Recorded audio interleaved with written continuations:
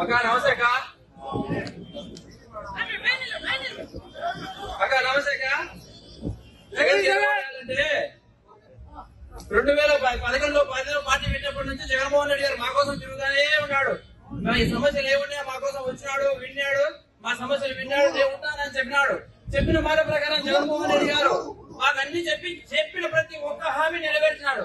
పేద ప్రజల కోసం ఆయన 3000 కిలోమీటర్ పాదయాత్ర చేసి వాళ్ళ కష్టాలు విని మీ అందరికీ నేను న్యాయం చేస్తానని చెప్పినాడు.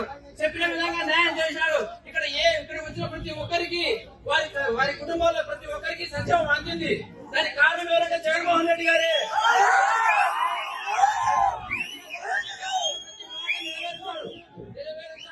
ఆయన మా కోసం ఉంటాడు కూడా, ఎప్పటికి కూడా ఆయన మాతో ఉంటాడు.